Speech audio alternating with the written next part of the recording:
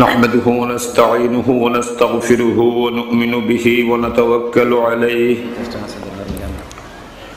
व नऊज़ु बिल्लाहि मिन शुरूरि अनफुसिना व मिन सय्यिआति अअमालिना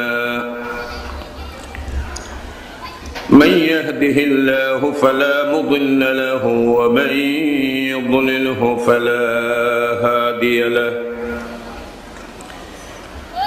ونشهد أن لا إله إلا الله ونشهد أن محمدا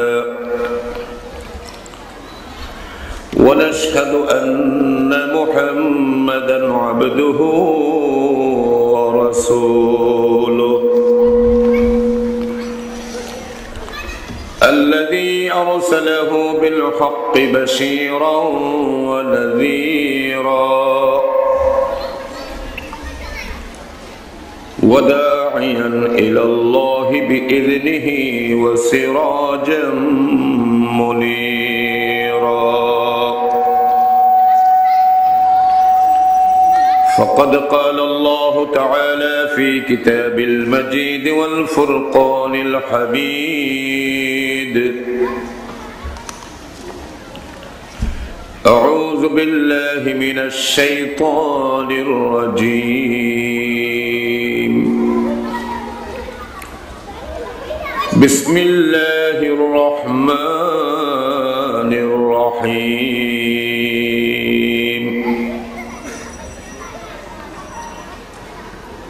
إن الله وملائكته يصلون على النبي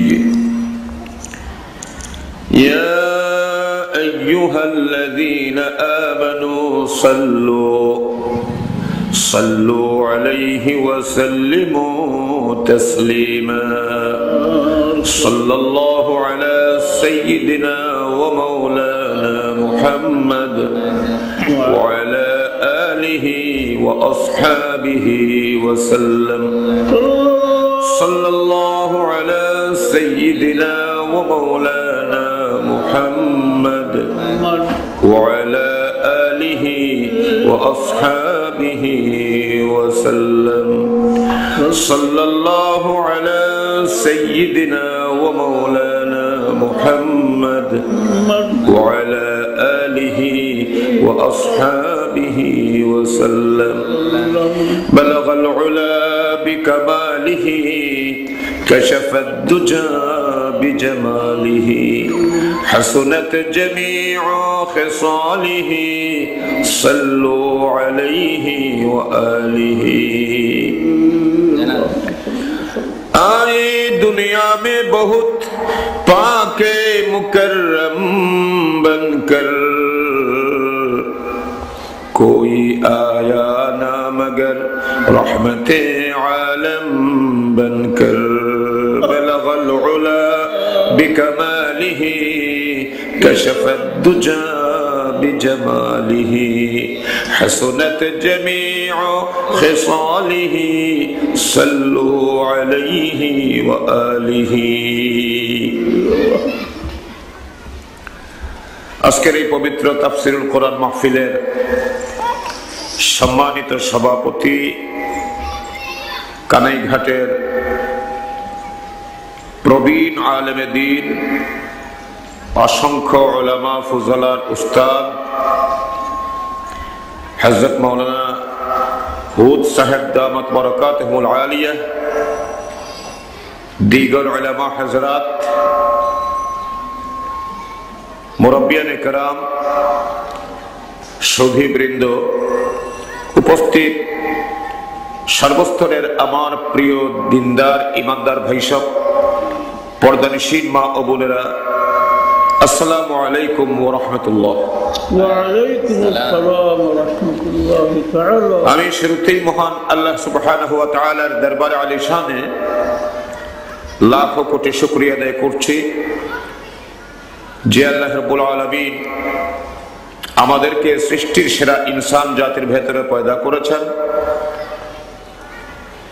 তার প্রিয় হাবিব হযরতে মুহাম্মদুর রাসূলুল্লাহ সাল্লাল্লাহু আলাইহি ওয়াসাল্লামের উম্মত হবার তৌফিক দান করেছেন। সেই সাথে সালাতুজ জোহর বা জামাআত আদায় করার পরপরই ইসলামী সমাজ কল্যাণ পরিষদ কানাইঘাট কর্তৃক আয়োজিত এই বিশাল তাফসীরুল কোরআন মাহফিলে আমাদেরকে শামিল হবার তৌফিক দিয়েছেন। তার জন্য আমরা মহান মাহবুদের দরবারে শুকরিয়া আদায় করি। আমরা সকলে বলি আলহামদুলিল্লাহ। আর একটু জোরে সোরে বলুন আলহামদুলিল্লাহ। হাজিরিন কিরাম, আল্লাহর শুকর আদায় করার পর আমরা লাখো কোটি দরুদ এবং সালাম পেশ করছি আমাদের প্রিয় নবী, বিশ্ব মানবতার মুক্তির দিশারি, রহমতুল্লিল আলামিন, সাহিবে কাবা কৌসাইন, সৈয়দুল মুরসালিন, শফিউল মুজনিবিন, ইমামুল মুত্তাকিন ওয়াল মুরসালিন, আহমদ মুজতবা মুহাম্মদ মুস্তাফা সাল্লাল্লাহু আলাইহি ওয়াসাল্লামের প্রতি আল্লাহ পাক রব্বুল আলামিন আমাদের দরুদ এবং সালামকে লাখো কোটি গুণ বৃদ্ধি করে তার প্রিয় নবীর খেদমতে হাদিয়া স্বরূপ পৌঁছিয়ে দিন। আমরা সবাই বলি আমিন। আমার বন্ধুগণ, আমার আগের নির্ধারিত একটা মাহফিল অন্যত্র থাকার কারণে রাতের বেলা আপনাদেরকে সময় আমি দিতে পারি নাই, এবং বলেছিলাম যদি জোহরের নামাজের পরপর আমাকে দেওয়া যায় তাহলে আমি আপনাদের দাওয়াত রক্ষা করব। কর্তৃপক্ষ তা মেনেছেন, আল্লাহ পাক আমাকে যথাসময়ে এনে পৌঁছিয়ে দিয়েছেন। আমার ভাই মৌলানা কি নাম সাইফুল আলম সাহেব বলছেন যে হুজুর মানুষ তো কম, একটু পরে দেই। আমি বললাম যে মানুষকে ওয়াজ করার আগে নিজেকে আগে ওয়াজ করতে হয়, কি বলেন ঠিক কিনা? সুতরাং আমি নিজেকেই ওয়াজ করব, আর এই ওয়াজে যারা শামিল হবেন আমি আশা করি তারাও কিছুটা হলে উপকৃত হবেন। আবার বন্ধুগণ, আমরা যে মাহফিলে এসেছি এই মাহফিলটা অত্যন্ত মুবারক মাহফিল। আর এই মাহফিলের ফজিলত বোঝাবার জন্য অন্তত বাংলাদেশের সবচেয়ে ওলামা বহুল যে উপজেলা, সেই উপজেলা কানাইঘাটে মাহফিলের ফজিলত বোঝাবার কোনো প্রয়োজন আছে বলে আমি মনে করি না। তবে আমি আপনাদেরকে স্মরণ করিয়ে দিতে চাই যে আপনারা যারা এখানে সমবেত হয়েছেন, আল্লাহ পাক বলছেন ওয়া ইন যাকারানি ফি মালাইন, আমার কিছু বান্দা যদি সমাবেশ করে একত্রিত হয়ে আমার আলোচনা করে, আমি আল্লাহ তাআলা এর চাইতে উন্নততর আরেকটা মাহফিলের আয়োজন করে আমি আমার বান্দাদের কথা আলোচনা করি। সুবহানাল্লাহ। সুতরাং যেখানে আমরা একত্রিত হয়েছি আপনাদের সম্মানে কিন্তু আল্লাহ তাআলা আরশে আজিমে আরেকটা সমাবেশের আয়োজন করে আপনাদের প্রত্যেকের নাম ধরে ধরে আল্লাহ তাআলা আলোচনা করছেন। এবং অবশেষে আল্লাহ পাক বলেন কাদ গাফারতু লাহুম, এই মাহফিলে যারা একত্রিত হয়ে গেছে আমি তাদের সকলকে মাফ করে দিলাম। সুবহানাল্লাহ। কি ভাই সুবহানাল্লাহ বলবেন না? সকলকে মাফ করে দিলাম। তো যেখানে আসলে পরে আল্লাহ পাক আমাদের কথা আলোচনা করেন এবং এখান থেকে যাবার কালে আমরা আল্লাহর মাগফিরাত নিয়ে যাই, এই মাহফিলের চাইতে শ্রেষ্ঠ মাহফিল আর কি হতে পারে? এই মাহফিলে আল্লাহ পাক আসার তৌফিক দিয়েছেন। তাই আমরা আবারও মহব্বতের সাথে জুড়ে সুরে আল্লাহর শুকর আদায় করি, সবাই বলি আলহামদুলিল্লাহ। সেই সাথে আশেপাশে বিভিন্ন বাসা বাড়িতে দোকানে মোকানে যারা বসে আছেন তাদেরকে আমরা অনুরোধ করব যে আপনারা বিলম্ব না করে মাহফিলে চলে আসুন এবং মাহফিলের এই বারাকাত থেকে আপনারা ফায়দা হাসিল করুন। আল্লাহ পাক তৌফিক দিন, বলুন আমিন। আমিন। আমার বন্ধুগণ, তা আমরা যারা এখানে এসেছি আমাদের আসার কোনো না কোনো একটা উদ্দেশ্য আছে। কি বলেন ঠিক কিনা? বিনা উদ্দেশ্যে কেউ কোনো কাজ করে না। আমরা এখানে এসেছি একটা উদ্দেশ্যে। দোকানদার দোকান দিচ্ছেন তাও একটা উদ্দেশ্যে, লাভ করবেন, রুজি করবেন, সংসার পরিচালনা করবেন। ড্রাইভার গাড়ি চালায় তারও একটা উদ্দেশ্য আছে। এইভাবে পৃথিবীতে আমরা যা কিছু দেখি, যে কেউ যা কিছু করুক, এমনকি বাজে ধরনের একটা কাজও যদি কেউ করে তার পেছনে একটা উদ্দেশ্য থাকে। কি বলেন ঠিক কিনা? উদ্দেশ্যবিহীন কোনো কাজ কেউ করে না। যেখানে উদ্দেশ্যবিহীন কোনো কাজ কেউ করে না, সেখানে আল্লাহ পাক রব্বুল আলামিন তিনি কি উদ্দেশ্যবিহীন কোনো কাজ করবেন বলে আপনার মনে করেন? না। আমাকে জবাব দিতে হবে। না, আল্লাহ পাকও উদ্দেশ্যবিহীন কোনো কাজ করেন না। এমনকি একটা পিপিলিকা থেকে শুরু করে বিশাল নক্ষত্র পর্যন্ত, তাখতা সারা থেকে মালায় আলা পর্যন্ত, সর্বনিম্ন জগৎ থেকে সর্বোচ্চ জগৎ পর্যন্ত এবং এর ভেতরে যা কিছু আছে সব আল্লাহ পাক উদ্দেশ্যমূলক ভাবে পয়দা করেছেন। কি বলেন ঠিক কিনা?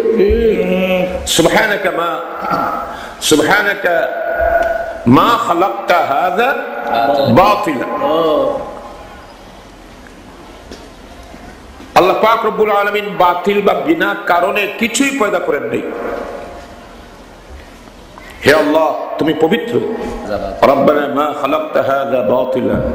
হে আমার পরওয়ারদিগার, তুমি পবিত্র, তুমি অকারণে কোনো কিছু সৃষ্টি করো নাই। এমনকি ল্যাট্রিনের মধ্যে যে পোকা হয় সেটাও আল্লাহ পাক অকারণে সৃষ্টি করেন নাই। কারণ এগুলো যদি সৃষ্টি না করতেন তাহলে 1 বছরের ভেতরেই আপনার ল্যাট্রিন ভরে যেত। এর ভেতরের গন্ধে আপনি টিকতে পারতেন না। ওরা এগুলো খায়, হজম করে, পরিমাণ কমে যায়। আর এটা এই প্রক্রিয়ার মধ্য দিয়ে, যেহেতু মানুষের ত্যাগ করা সেই মলটা একটা পোকার মলে পরিণত হয়ে যখন বের হয়, তখন তার ভিতরে আর সেই গন্ধ থাকে না। তাহলে একদিকে আল্লাহ পাক এটাকে দিয়ে আমাদের দুটো কাজ করাচ্ছেন, গন্ধ দূর হচ্ছে, পরিমাণও কমছে।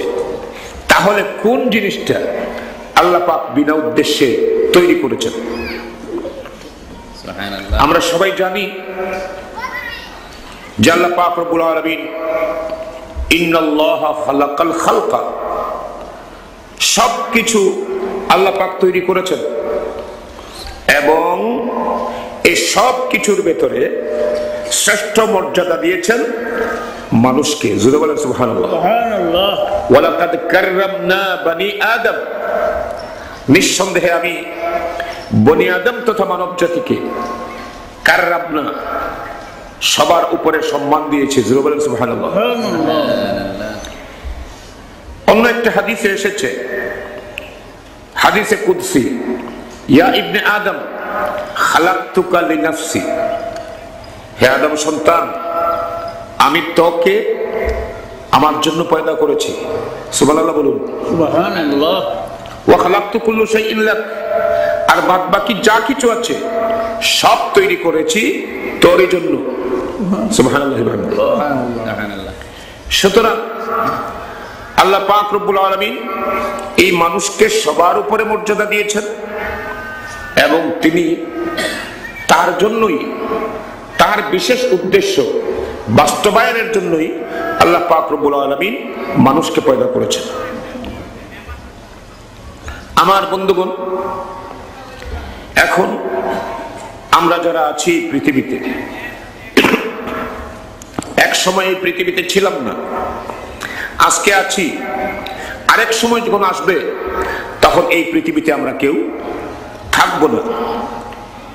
তাহলে যে পৃথিবীতে ছিলামও না আর থাকবো না, তাহলে এই পৃথিবীতে একটা সংক্ষিপ্ত সময়ের জন্য আল্লাহ পাক রব্বুল আলামিন কেন আমাদেরকে পাঠালেন? কেন আমাদেরকে এখানে এই দুনিয়ার জীবন দান করলেন? আমার বন্ধুগণ, এই কেন প্রশ্নটির জবাব আল্লাহ পাক রব্বুল আলামিন কোরআনুল কারীমের 3 জায়গায় 3 ভাবে দিয়েছেন। সুবহানাল্লাহ বলুন। সুবহানাল্লাহ। যেমন সূরাতুল মুলকে আল্লাহ পাক রব্বুল আলামিন বলছেন, তাবারাকাল্লাযী বিয়াদিহিল মুলকু ওয়া হুয়া আলা কুল্লি শাইইন কাদির الذي خلق الموت والحياة ليبلوكم أيكم أحسن عملا। আল্লাহ রাব্বুল আলামিন বলেন, বড়ই বরকতময় সেই সত্তা, যে সত্তা কি করেছেন, যার হাতে বিয়াদিহিল মুলক, আকাশ পৃথিবী সহ সবকিছুর রাজত্ব যার হাতে, ওয়া হুয়া আলা কুল্লি শাইইন কাদির, এবং সব কিছুর উপরেই তিনি ক্ষমতাবান। সুবহানাল্লাহ। সবকিছুর উপরে তিনি ক্ষমতাবান। সেই অসীম ক্ষমতাধর আল্লাহ পাক রব্বুল আলামিন, আল্লাযী খালাকাল মাউতা, যিনি পয়দা করেছেন মরণ, ওয়াল হায়াতা, এবং পয়দা করেছেন জীবন, লিয়াবলুয়াকুম, যাতে তিনি তোমাদের পরীক্ষা করেন। কিসের পরীক্ষা? আইয়ুকুম আহসানু আমালা, তোমাদের মধ্যে কে সর্বোত্তম, সবচেয়ে বেশি সুন্দর আমল করে, এই পরীক্ষা যাতে আল্লাহ পাক রব্বুল আলামিন করেন।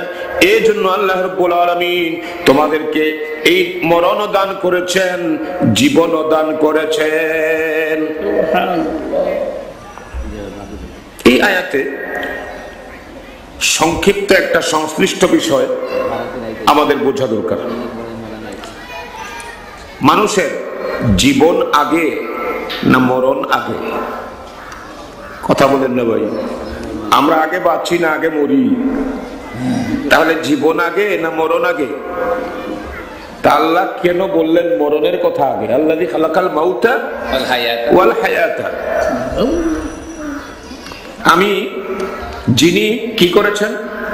মৌত সৃষ্টি করেছেন, হায়াত সৃষ্টি করেছেন, মরণ দিয়েছেন, জীবনও দিয়েছেন। আমার বন্ধুগণ,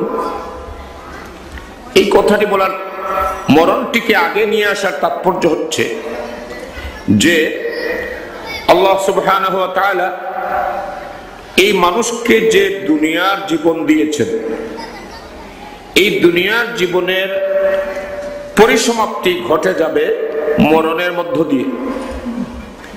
আর মরণের পরপর যে জীবনটা শুরু হবে, এই জীবনের আর কোনোদিন শেষ হবে না। পরকালীন জীবন আছে, দুনিয়ার জীবন আছে, আবার মরণও আছে। পরকালীন জীবন আছে কিন্তু মরণ নাই। পরকালীন জীবনে এই দুনিয়ার জীবনটাকে মনে হবে যে লাবিস্তু ইয়াওমান আও বা'দা ইয়াওমিন, এই পৃথিবীতে হয়তো আমরা মাত্র একদিন ছিলাম অথবা একদিনের চাইতেও কম সময় ছিলাম। আর আখিরাতের জিন্দেগি যখন শুরু হবে, সেটার কোনোদিন শেষ হবে না। এখন যে জীবনে মরণ নাই, সেটাই আসল জীবন। যেখানে মরণ নাই, সেটাই আসল জীবন।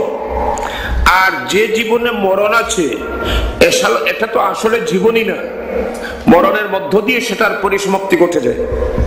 এই জন্য আল্লাহ পাক এই কথাই ইঙ্গিত করছেন যে তোমাদের মরণ সৃষ্টি করে এই দুনিয়ার জীবনের পরিসমাপ্তি আমি ঘটিয়ে দেই, আর আখিরাতের যে বিশাল জিন্দেগি শুরু হবে, সেখানে মরণ নাই, সেটাই আসল জীবন।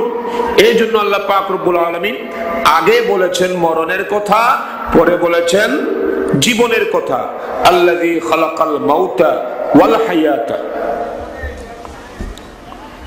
আমার বন্ধুগণ, এখন এই আয়াতে আল্লাহ পাক রব্বুল আলামিন এই মরণ আর জীবন দেওয়ার উদ্দেশ্য বলছেন, যে উদ্দেশ্যটা হচ্ছে তোমাদেরকে পরীক্ষা করা। উদ্দেশ্য হচ্ছে তোমাদেরকে পরীক্ষা করা। কিসের পরীক্ষা? আইয়ুকুম আহসানু আমালা, কে তোমাদের মধ্যে উত্তম আমল করে, এটার পরীক্ষা। আমার বন্ধুগণ, তাহলে আমরা বুঝতে পারলাম যে এই আয়াতে আল্লাহ বলছেন আমাদেরকে আমলের পরীক্ষা নেবেন আল্লাহ। কিসের পরীক্ষা? আমলের পরীক্ষা। এখন আমলটা কি? আমার বন্ধুগণ, আমল শব্দের বাংলা অর্থ হচ্ছে কাজ, ক্রিয়া। আর কাজ বা ক্রিয়া কাকে বলে? মানুষ যা করে এটাই ক্রিয়া। আপনি বসে আছেন, এটা আপনার ক্রিয়া। উনি হাঁটছে, সেটা আপনার ক্রিয়া। উনি ভাত খাচ্ছেন, এটা তার ক্রিয়া। সে ঘুমিয়ে আছে, এটা তার ক্রিয়া। মানুষ যাই করে তাই কি? ক্রিয়া, কাজ। এখন এই যে মানুষের কাজগুলো, এই কাজগুলোকে আল্লাহ পাক রব্বুল আলামিন আবার দুই ভাগে ভাগ করেছেন। কাজগুলোকে আল্লাহ তাআলা দুই ভাগে ভাগ করেছেন। যেমন আল্লাহ তাআলা বলছেন, মান আমিলা সালিহান ফালিনাফসিহি ওয়া মান আসাআ ফাআলাইহা।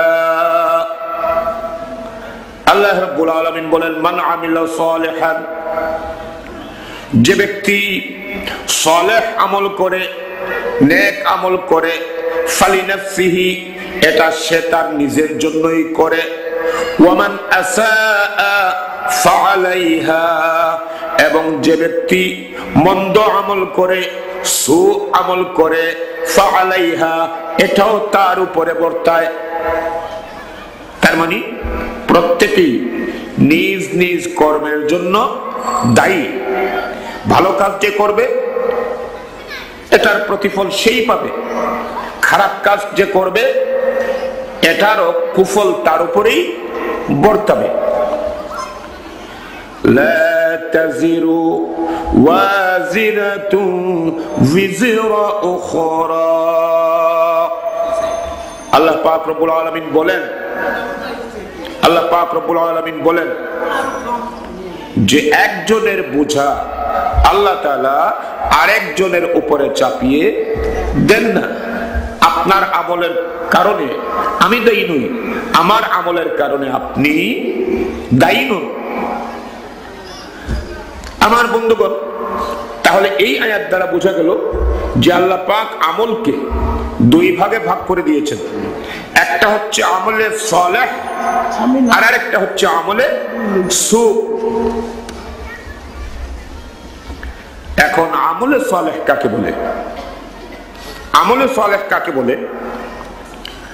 আমলে সালেহ, আমল তো আমরা আগে বুঝেছি কাজ। আমলে সালেহ এর শাব্দিক অর্থ হচ্ছে নেক কাজ, ভালো কাজ।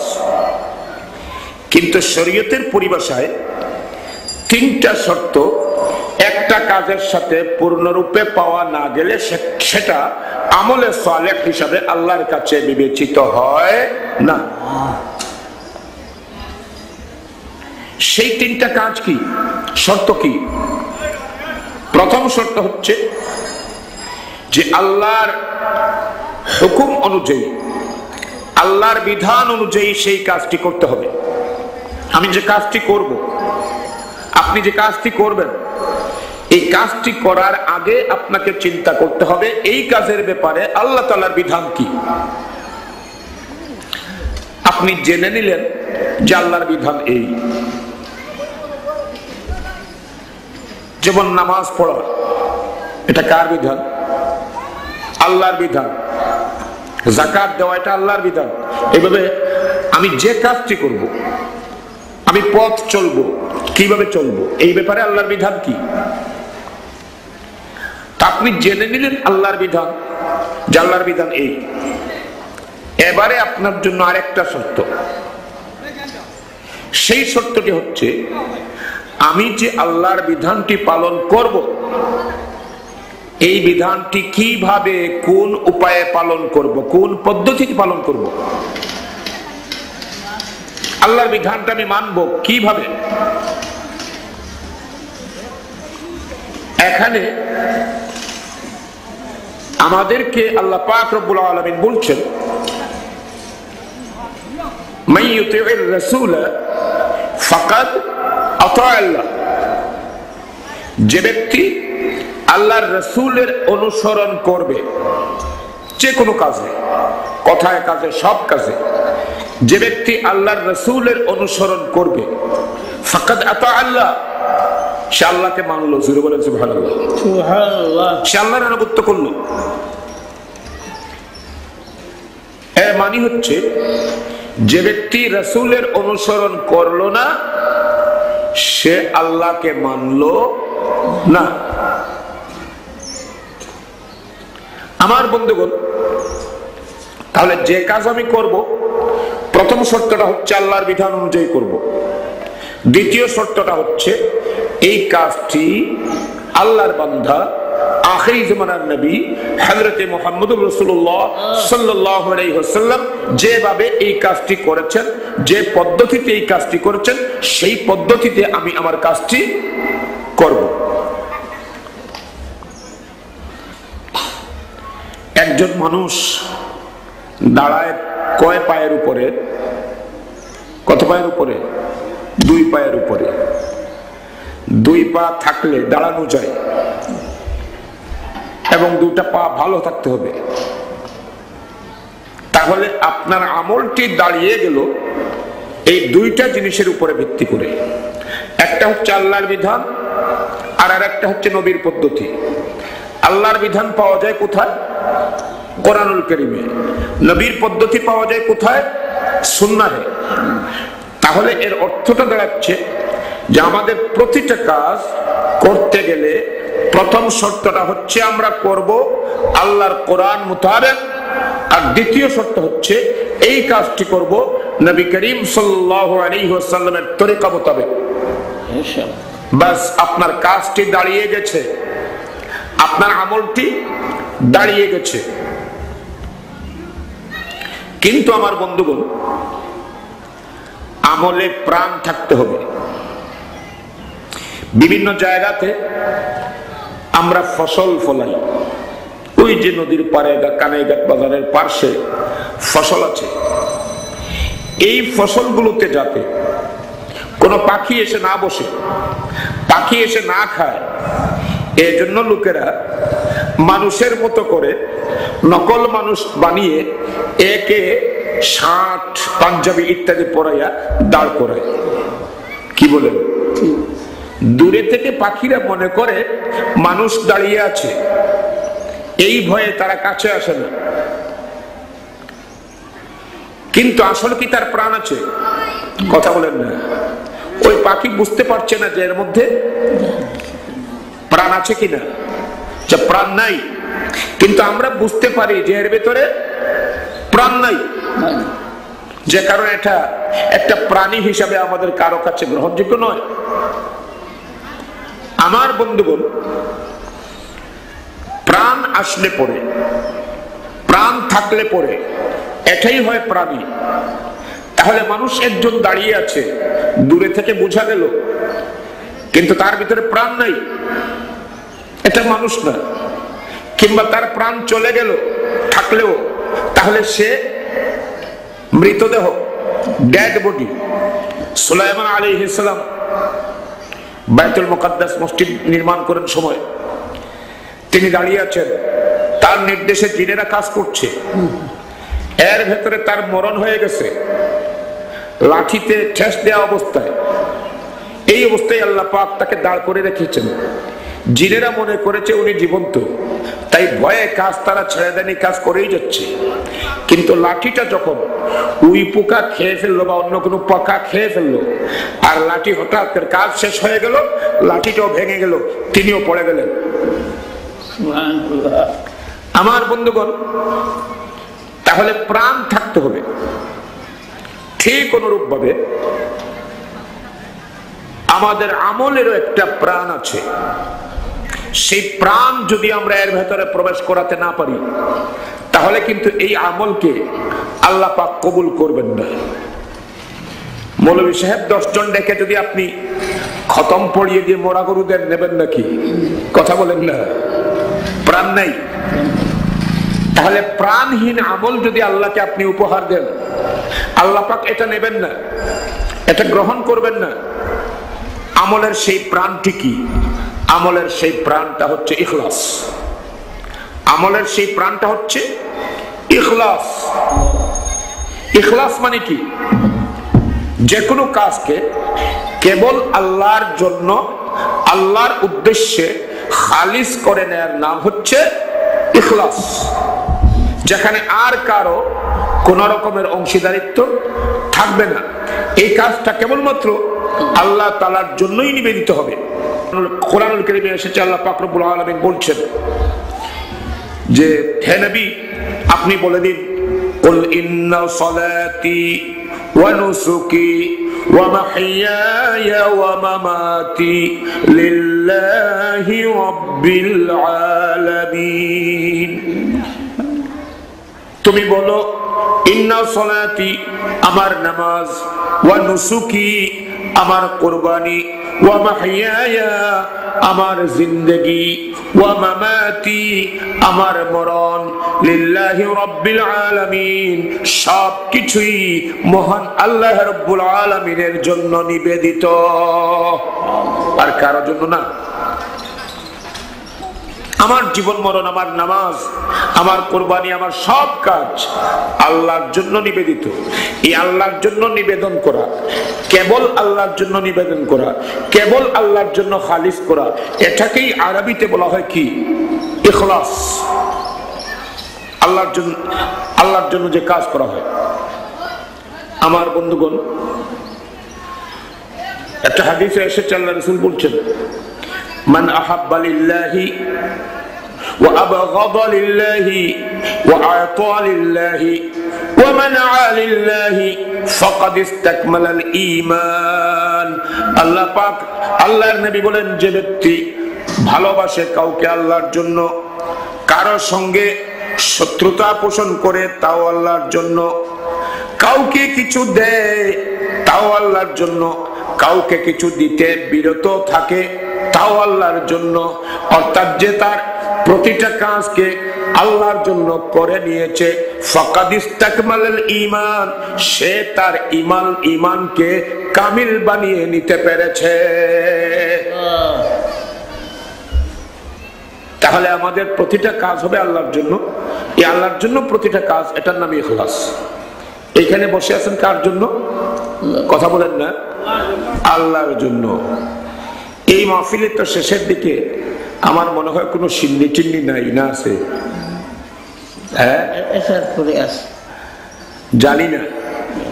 এখন যদি কেউ এই মাহফিলে এসে বসে, যে মাহফিলে গেলাম সিন্নি আছে, কিছুক্ষণ কষ্ট করে বসবো, এরপরে আখনি পোলাও খাবো,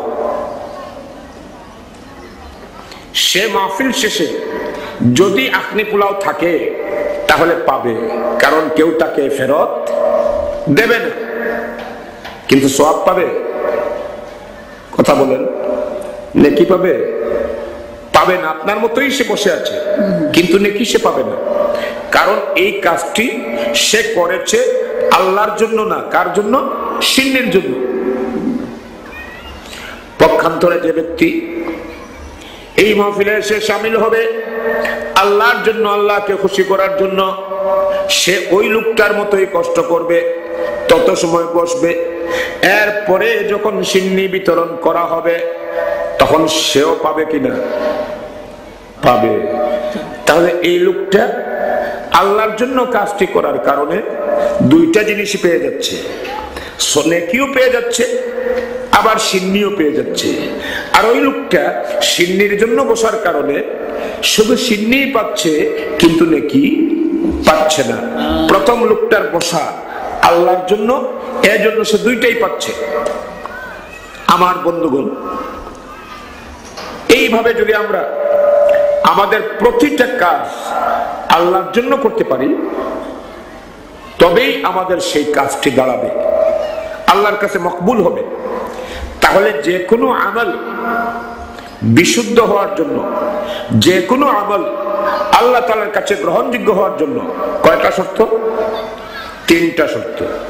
প্রথম শর্ত হচ্ছে আল্লাহর বিধান তথা কোরআন মোতাবেক হতে হবে।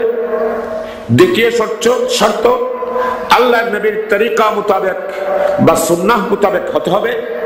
তৃতীয় শর্ত, এই আমলের প্রাণ থাকতে হবে, আর সেই প্রাণটি হচ্ছে ইখলাস। এইভাবে যে আমলটি গড়ে উঠে, এটার নাম হচ্ছে আমলে সালেহ। এটার নাম হচ্ছে আমলে সালেহ। এখন বাকি যে কাজগুলো আছে আমলে সু, এটার মধ্যে হয়তো কোনো আমল এমন আছে যেটা আল্লাহর বিধান মতো হচ্ছে না, এটা আমলে সু। আল্লাহর বিধান মতো আছে কিন্তু নবীর তরিকা মতো হচ্ছে না। নামাজ পড়ছে কিন্তু সিজদা তিনটা করে দিচ্ছে, এটা আমলে সু। আল্লাহর বিধান নবীর তরিকা দুইটাই আছে কিন্তু ইখলাস নাই, আল্লাহর জন্য করছে না, তাহলে এটাও আমলে সালেহ হচ্ছে না, আমলে সু। তাহলে যে আমলের মধ্যে তিনটা শর্ত পাওয়া যাবে, এই তিনটা শর্ত আমলে সালেহ। যে আমলের মধ্যে এই তিনটার কোনো একটা পাওয়া যাবে না, তিনটা তো পাওয়া না গেলে আমলে সুই, যদি একটাও পাওয়া না যায় তাহলেও সেটাকে আমলে সু। আল্লাহ পাক রব্বুল আলামিন বলছেন, الذي خلق الموت والحياة ليبلوكم أيكم أحسن عملا।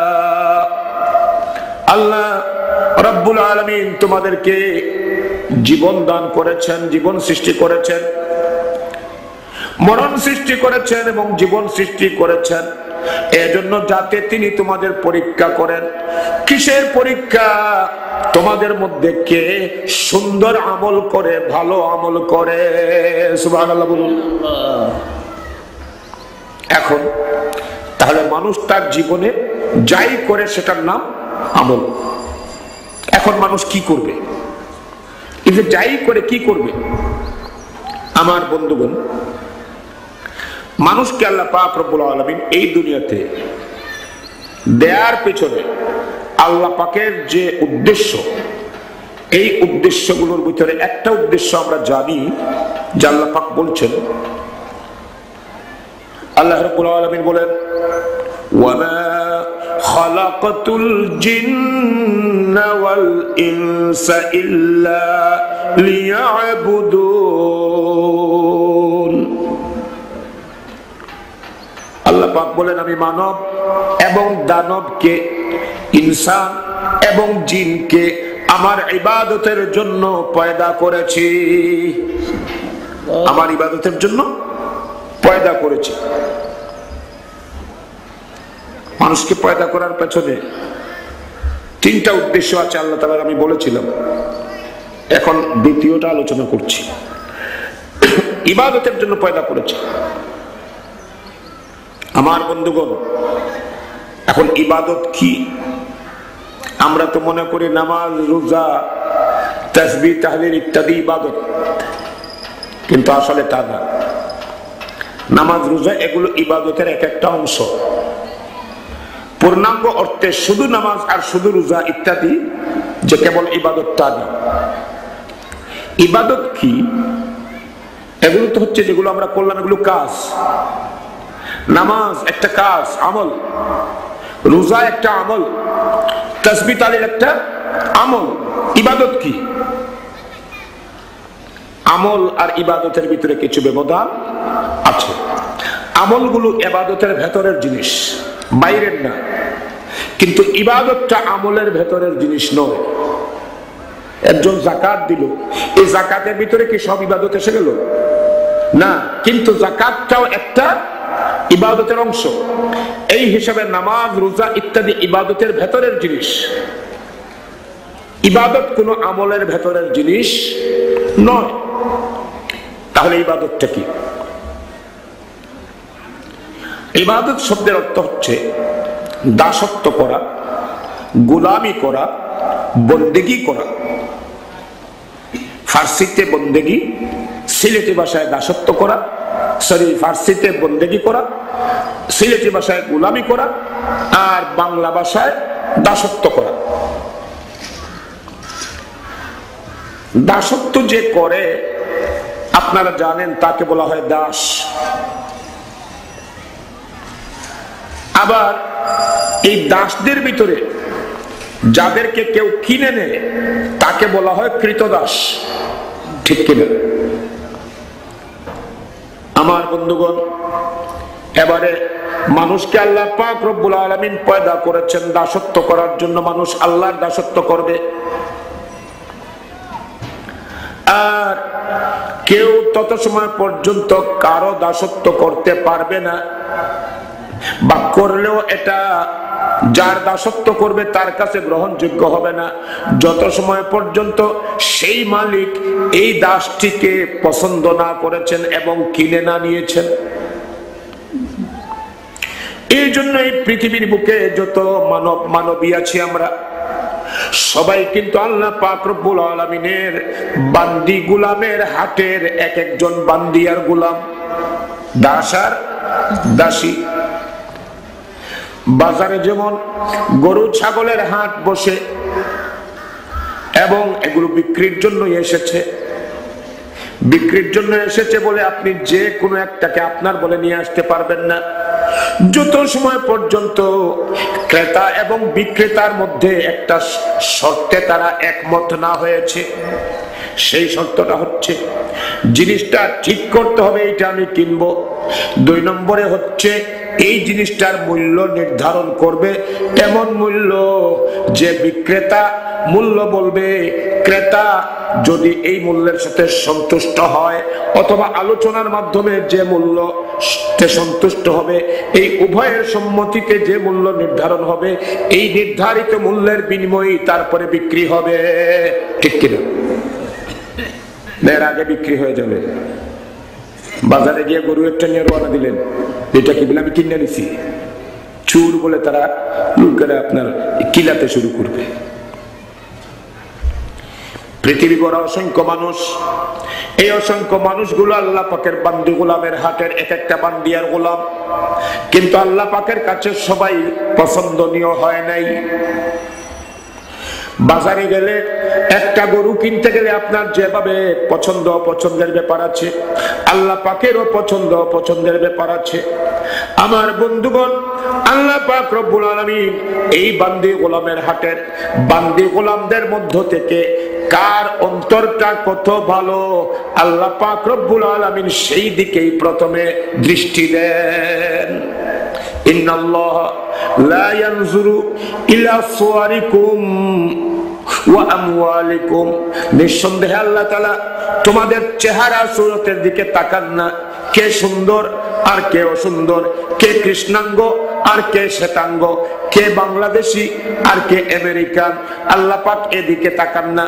তোমাদের ধন দৌলতের দিকেও তাকান না, কার ধন বেশি কার কম, বরঞ্চ ওয়ালাকিন ইয়ানজুরু ইলা কুলুবিকুম, বরঞ্চ আল্লাহ পাক রব্বুল আলামিন তাকান তোমাদের অন্তরের দিকে, ওয়া আমালিকুম, আর তাকান তোমাদের কাজগুলোর দিকে।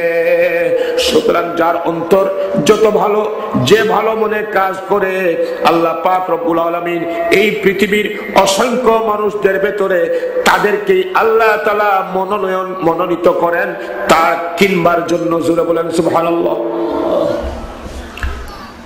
ওয়াজাহিদু ফিল্লাহি হাক্কা জিহাদি হুয়া ইজতাবাকুম وما جعل عليكم في الدين من حرج ملة أبيكم إبراهيم هو سماكم المسلمين আল্লাহ রাব্বুল আলামিন বলেন ওয়াজাহিদু ফিল্লাহি হাক্কা জিহাদি তোমরা আল্লাহর জন্য সর্বাত্মক প্রচেষ্টা চালাও আল্লাহকে পাওয়ার জন্য জেহদ জুহুদ করো জিহাদ করো আল্লাহকে রাজি করার জন্য পাওয়ার জন্য কেননা এই আল্লাহই হুয়াজতাবাকুম তোমাদেরকে মুমিন মুসলমান করার ব্যাপারে মনোনীত করেছেন সূরা বলেন সুবহানাল্লাহ তোমরা যে মুমিন এর কারণ আল্লাহ এই পৃথিবীর অসংখ্য মানুষের ভেতরে তোমাদেরকে চয়েস করেছেন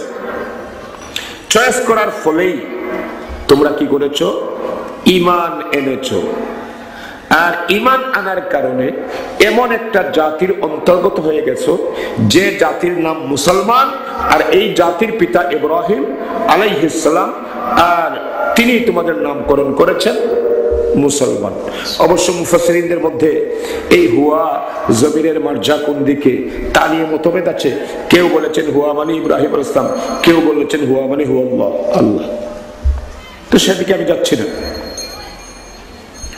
আমার বন্ধুগণ এখানে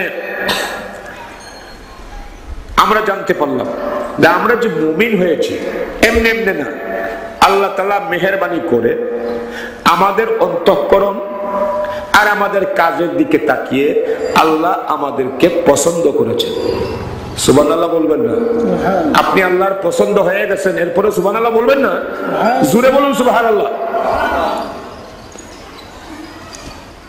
আমার বন্ধুগণ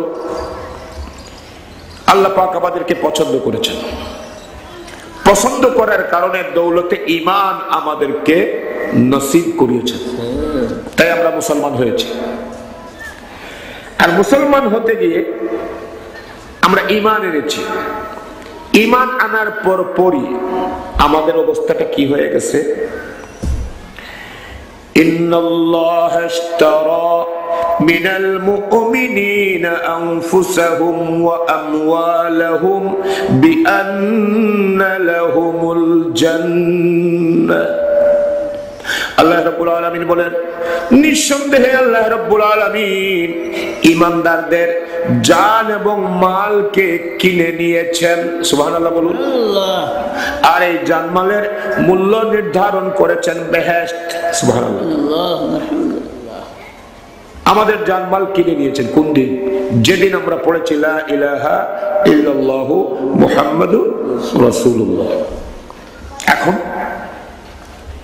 আমাদেরকে কিনে নেওয়ার ব্যাপারে মূল্যের প্রস্তাবক হচ্ছেন আল্লাহ তাআলা তোমাদেরকে দাম দেব আমি বেহেশত তোমরা কি আমাকে আমার কাছে তোমাদের জানমাল বিক্রি করতে রাজি আমরা বলেছি রাজি তাহলে পড়ে নাও লা ইলাহা ইল্লাল্লাহু মুহাম্মাদুর রাসূলুল্লাহ এই কালেমার ভিত্তিতেই সেই বিক্রি চুক্তিটা সম্পাদিত হয়ে গেছে কি বলেন ঠিক কিনা হয়ে যাওয়ার পরে এখন আমি আর আমার না আমি আমার না কার আল্লাহ যখন আমাদেরকে এই কালেমার মধ্য দিয়ে বিক্রি চুক্তি সম্পাদন করে কিনে নিলেন তখন আমি আর আমার না কার হয়ে গেলাম আমার মাল আর আমার না কার হয়ে গেল আল্লাহ তার মানে আমি আল্লাহর খরিদা গোলাম অতএব আমি আমার মালিকও আল্লাহ আমার মালের মালিকও আল্লাহ এখন বন্ধুগণ কোন খরিদা গোলাম যদি সে মনে করে যে আমি আমার মালিকের সামনে দুইবার দাঁড়ালেই আমার দায়িত্ব পালন হয়ে যাবে মালিক বলল তুই সকাল 6টায় একবার আমার সামনে এসে দাঁড়াবি বিকাল 6টায় আরেকবার দাঁড়াবি উদ্দেশ্য সকাল 6টায় সারা দিনের কাজ তাকে বুঝিয়ে দেওয়া হবে বিকাল 6টায় রাতের বেলার কাজ বুঝিয়ে দেওয়া হবে মালিক আসলো গোলাম আসলো মালিকের দরবারে হাত জোড় করে দাঁড়িয়ে মালিকের প্রশংসা করছে আমার মালিক বড় ভালো আমার মালিক বড় ভালো মালিক বলল যে তোর দিনের বেলার কাজ সকাল বেলা নদীতে নেমে মাছ মারবি এরপরে একটু নাস্তা করে ধান ভানাতে এই মিলে যাবে, এরপরে এই কাজ করবি সেই কাজ করবি। এখন সে দুইবার হাজির হয়েই বলে আমার মালিক বড় ভালো, কিন্তু বাকি কাজ করতে আর সে রাজি নয়। বলছে আমার মালিক বড় ভালো, কিন্তু মাছ মার এখন বলে শীতের দিনে পানিতে নামি কিলা, আমার মালিক বড় ভালা। এই ভালা বলার কোন অর্থ আছে? কথা বলেন, কোন অর্থ নেই। খরিদা গোলাম হয়ে গেলে পরে মালিককে যেভাবে মানতে হয়, তাকে তাজিম করতে হয়, সম্মান করতে হয়, অনুরূপ ভাবে মালিকের প্রত্যেকটা কথা মানতে হয়, ঠিক কিনা? মালিকের প্রত্যেকটা কথা মানতে হবে। আমার বন্ধুগণ, এখন যে এক হুজুর একবার তার ছাত্রকে বলেছিলেন, বাবারে বড় তৃষ্ণা পাইছে, ওই ডাবের গাছ থেকে একটা ডাব পাড়। সে বলল, হুজুর আমার বাবা আমাকে এমন বেয়াদবি শিক্ষা দেয় নাই যে আমার হুজুরকে নিচে রেখে আমি উপরে উঠে যাব, এরকম বেয়াদবি আমার দ্বারা হবে না। তো দেখলেন ছেলেটি তো আর কথা মানতে রাজি না। এরপরে তিনি বললেন, তিনি নিজেই কষ্ট করে একটা ডাব পারলেন। এখন তো একা খেতে পারেন না, গ্লাসে কিছু ডাবের পানি দিয়ে ভরে প্রথমে ছাত্রটিকে দিয়ে বললেন, খা। কয়, হুজুর আমার বাবা আমাকে এমন বেয়াদবি শিখান নাই যে আমার হুজুর বলবেন খার খাবো না, দেন খাই। তা আমাদের অবস্থাটা যদি এরকম হয় যে সুবিধা যেটা এটা মানবো, আল্লাহর হুকুম, যেখানে আমার অসুবিধা কষ্ট এটা মানবো না, এটা করার অধিকার কোন মুমিনের নাই। সে আল্লাহর গোলাম এবং সার্বক্ষণিক ভাবে আল্লাহর বান্দি এবং গোলাম, কে বলেন ঠিক কিনা? সব সময়ের জন্য। এজন্য আমরা যদি শুধু নামাজ, শুধু তাসবিহ ইত্যাদিকে আমরা মনে করে নেই ইবাদত, তাহলে কিন্তু যে উদ্দেশ্যে আল্লাহ তাআলা পয়দা করেছেন যে আমরা ইবাদত করব, এটা পুরোপুরি আমাদের দ্বারা সফল হবে না। আমার বন্ধুগণ, বুখারী শরীফের হাদিস, রাসূল, আপনারা আমার দিকে তাকান, রাসূল করিম সাল্লাল্লাহু আলাইহি ওয়াসাল্লামের হুজরা মুবারকে আল্লাহর নবীর দু তিনজন সাহাবী গেলেন হযরত আয়েশা সিদ্দিকা রাদিয়াল্লাহু আনহার খেদমতে, গিয়ে প্রশ্ন করলেন যে আম্মা জান, আল্লাহর নবীর দৈনন্দিন আমল কেমন, অর্থাৎ প্রতিদিন যে আল্লাহর নবী আমল করেন এটা কেমন, কি পরিমাণ? না, দরকার নেই, থাক। হযরত আয়েশা আল্লাহর নবীর দৈনন্দিন জীবনের উপর একটা ব্রিফ দিলেন। রাসূল এই সময় নামাজ পড়েন, ওই সময় ঘুমান, ওই সময় খাওয়া দাওয়া করেন। এই সময় আল্লাহর নবী কিন্তু মদিনা তয়্যিবাতে তিনি রাষ্ট্রপ্রধান, এই সময় রাষ্ট্র পরিচালনা করেন, এই সময় বাজার করেন, এই সময় মানুষকে সাক্ষাৎ দেন। এই সব ব্যাপারটা হযরত আয়েশা সিদ্দিকার সেই ব্রিফিংয়ে এসে গেল। একটা মনোযোগ দিয়ে শুনেন, হাদিসটা কিন্তু খুব ইম্পর্টেন্ট, খুব ইম্পর্টেন্ট।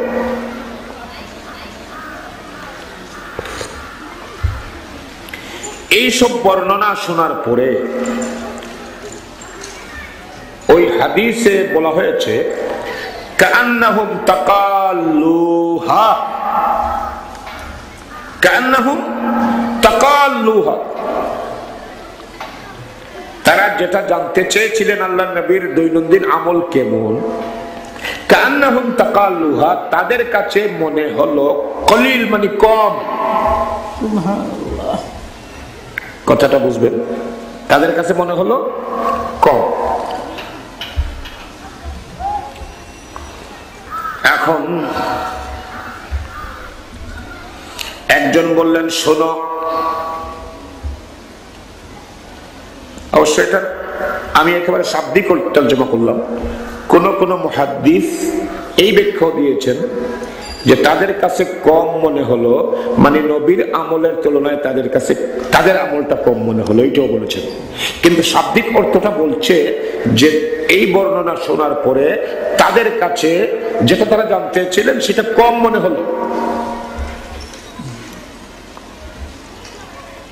এবারে একজন বলছেন, ও ভাই রে, আল্লাহর নবীর তো খুব বেশি আমলের প্রয়োজন নাই, কারণ আল্লাহর নবী মাসুম, নবীর কোন গুনাহ খাতা নাই। যে নবী মাসুম তার তো বেশি আমলের প্রয়োজন নাই, তার তো গুনাহই নাই। আমাদের জিন্দেগিটা গুনাহে ভরা জিন্দেগি, অতএব আমাদের বেশি বেশি আমলের প্রয়োজন আছে। এখন কি আমল করা যায়? একজন বললেন, আমি সিদ্ধান্ত নিলাম এখন থেকে সারা জীবন রাতের বেলা ঘুমাবো না, সারা রাত জেগে থেকে নফল বন্দেগী নফল নামাজ পড়বো। আরেকজন বললেন, আমি সিদ্ধান্ত নিলাম রাতের বেলা কোনোদিন আমি ঘুমাবো না, আর দিনের বেলা নফল রোজা রাখবো। আরেকজন বললেন, ভাই তোমরা যে যা বলছো, বিয়ে করে নিলে পরে সংসার হয়ে গেলে, বাচ্চা কাচ্চা হয়ে গেলে এই অঙ্গীকারের উপরে সাবিত কদম থাকা যাবে না। সারা রাত যদি না ঘুমাইয়া ইবাদত বন্দেগী করো, তাহলে পরের দিন কাজ করবা কেমনে? স্ত্রী বাচ্চা কাচ্চা এদের মুখে ভাত জুগাবে কে? এজন্য আমি সিদ্ধান্ত নিলাম সারা রাত নফল নামাজ পড়বো, সারা রাত ঘুমাবো না, সারা দিন রোজা রাখবো, ঈদের 2-5 দিন হারাম রোজা বাদ দিয়া সারা জীবন এইভাবে রোজা রাখবো। তবে বিয়ে করব না, কারণ বিয়ে করলেই এই কাজগুলো আর করা যাবে না।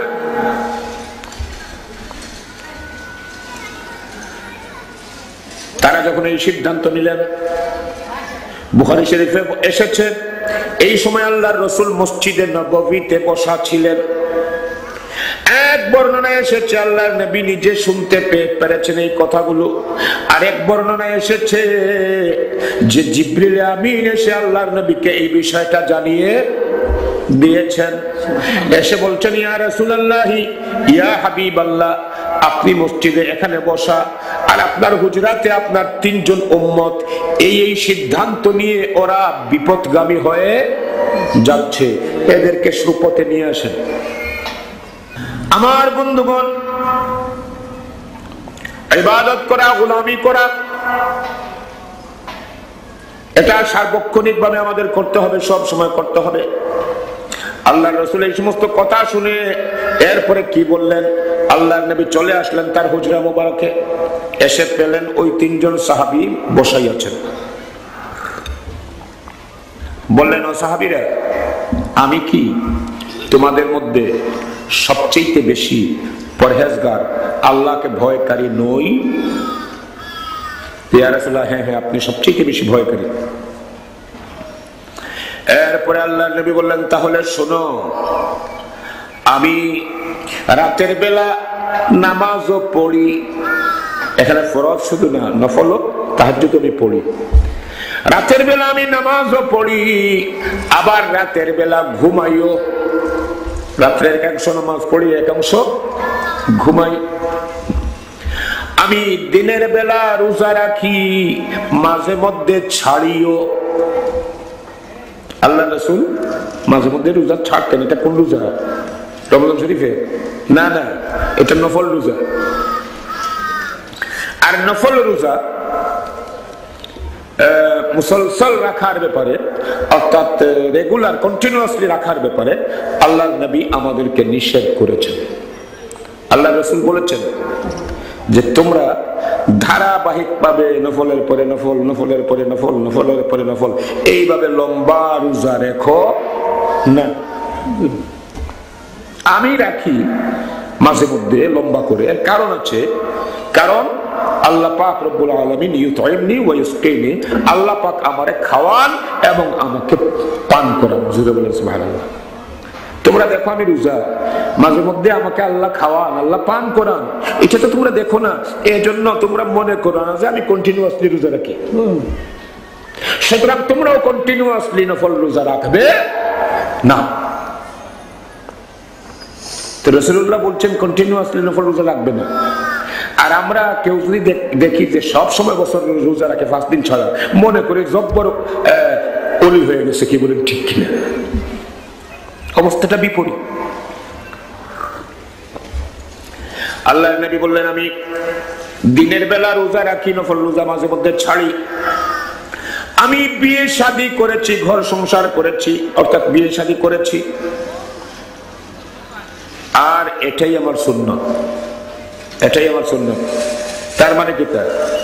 এর মানে হচ্ছে রাতের বেলা কিছু ঘুমানো সুন্নাত, নফল নামাজ পড়াটাও সুন্নাত, মাঝে মধ্যে নফল রোজা রাখাটাও সুন্নাত, নফল রোজা মাঝে মধ্যে না রাখাটাও সুন্নাত, বিয়ে করাটা সুন্নাত, ঘর সংসার করাটা সুন্নাত। আর নিকাহু মিন সুন্নতি, বিয়ে হচ্ছে আমার সুন্নতের ভেতরের একটা সুন্নাত। এখানে একটা কথা আমাকে বলতে হচ্ছে। আমরা হাদিসের অর্থ করতে গিয়ে অনেক জায়গায় একটু তালগুল পাকিয়ে ফেলি। যে কোনো একটা সুন্নত যেটা হাদিস শরীফে এসেছে, কোন বিশেষ সুন্নতের কথা, আমরা এইটাকে একেবারে পুরাপুরি অর্থে গ্রহণ করে নিই। যেমন হাদিস শরীফে বলা হয়েছে মান তামাসসাকা বিসুন্নতি ইনদা ফাসাদে উম্মতি ফালাহু আজরু মিআতি শাহীদিন। সনদের দিক থেকে হাদিসটি দুর্বল হলেও গ্রহণযোগ্যতার দিক থেকে হাদিসটি পরিত্যাজ্য নয়, কারণ সহিহ হাদিসের সাথে এর একটা সঙ্গতি মিল আছে। সুবহানাল্লাহ। এর অর্থ কি? মান তামাসসাকা বিসুন্নতি, যে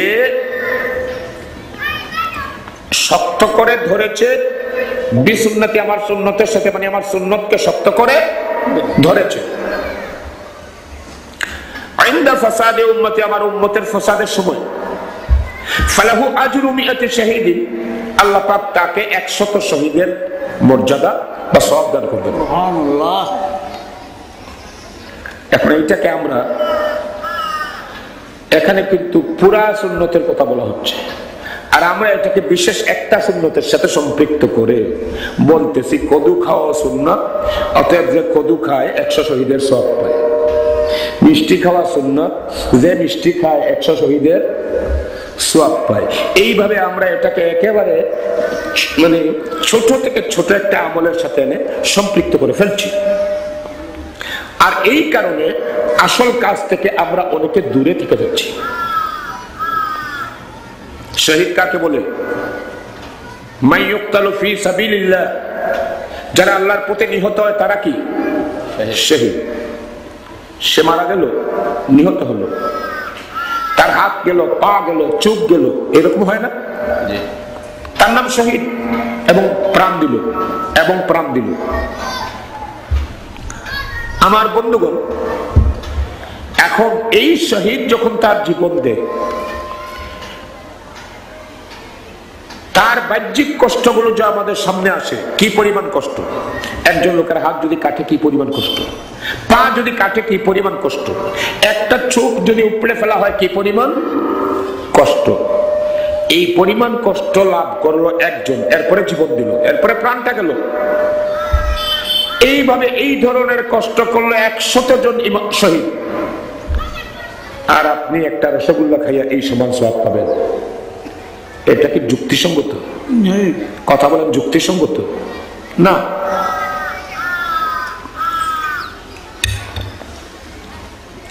এখানে কিন্তু বিসুন্নতি বলতে হাদিস শরীফে যেখানে সুন্নাহ এসেছে অথবা আস-সুন্নাহ এসেছে, বুঝতে হবে এখানে রাসূলুল্লাহর পুরা তরিকার কথা বলা হয়েছে, পুরা আদর্শের কথা বলা হয়েছে। আর যেখানে সুন্নাহ শব্দের আগে মিন শব্দটি এসেছে, মিন তাবঈজি। সুন্নাহ শব্দের আগে মিন শব্দটি এসেছে, এখানে বুঝতে হবে পুরা তরিকা নয়, পুরা তরিকার ভেতরের একটা আমল। যেমন মান আহইয়া সুন্নাতাম মিন সুন্নতি, এটা সহিহ হাদিস। মান আহইয়া আগেরটা ছিল যঈফ, পরেরটা সহিহ। মান আহইয়া সুন্নাতাম মিন সুন্নতি কাদ উমিতাত বাদি, আমার যে ব্যক্তি, মান আহইয়া যে ব্যক্তি জিন্দা করলো, সুন্নাতান একটি সুন্নত, মিন সুন্নতি আমার সুন্নত থেকে। মানে ওই যে কোরআন আর সুন্নাহ বলতে আমরা যেভাবে বুঝি, সুন্নাহ একটা ব্যাপক বিষয়, এই ব্যাপক বিষয় নামক সুন্নাহ থেকে আমার একটা সুন্নাহকে যে জিন্দা করলো, কোন সময়? যে সময় এই সুন্নতটা বিলুপ্ত হয়ে গেল, উমিতা মারা যাওয়ার পরে, বিলুপ্ত হয়ে যাওয়ার পরে। যেমন কোন এক এলাকার মানুষ মিসওয়াক পড়া ছেড়ে দিয়েছে, ছাই দিয়ে দাঁত মাজে, বালু দিয়ে দাঁত মাজে, ব্রাশ দিয়ে শুধু পেস্ট লাগাইয়া দাঁত মাজে, কিন্তু মিসওয়াক কেউ করে না, মিসওয়াকের সাথে পরিচয়ও নাই। অথচ নামাজের আগে মিসওয়াক করাটা সুন্নতে মুআক্কাদা। এমনকি কোন কোন হাদিসকে বিবেচনা করলে ওয়াজিবের মতোই মনে হয়, তাই অন্যান্য মাযহাবে কিন্তু ওয়াজিব, কোন কোন মাযহাবে ওয়াজিব অবশ্যই করতে হয়। আর না করলে অন্তত মিসওয়াকটা বের করে নামাজের আগে 2টা কষা দেয়, এরপরে মিসওয়াকটা পকেটে ঢুকাইয়া রাখে। এমনি 1 রাকাত নামাজ পড়লে 1 রাকাত, মিসওয়াক করে যদি কেউ 1 রাকাত নামাজ পড়লে তাহলে কত রাকাত? 70 রাকাতের সওয়াব পাওয়া যায়। জোরে বলেছে সুবহানাল্লাহ। এত গুরুত্বপূর্ণ একটা সুন্নত বিলুপ্ত হয়ে গেল একটা এলাকায়। এই এলাকায় যদি কেউ সেই মিসওয়াক নামক সুন্নতটিকে আবার চালু করে, তাহলে বলা হচ্ছে, আল্লাহ নবী বলছেন, এরপরে এই চালুকারী ব্যক্তির পরে যতজন এই সুন্নতের উপরে আমল করবে, ততজনের সমান সওয়াব আল্লাহ তাআলা ওই ব্যক্তিকে দান করবেন। এখানে 100 শহীদের কথা বলা হয় নাই, কিন্তু আগের হাদিসটিকে যদি আমরা বিবেচনা করি, তাহলে মান তামাসসাকা বিসুন্নতি ইনদা ফাসাদে উম্মতি, আমার উম্মতের ফাসাদের সময় যে আমার সুন্নাহকে ধারণ করবে, এখানে আল্লাহর রাসূলের পূর্ণাঙ্গ তরিকা ধারণ করলে পরে কি হবে? কোন সময় ধারণ করবে? ইনদা ফাসাদে উম্মতি, আমার উম্মতের ফাসাদের সময়।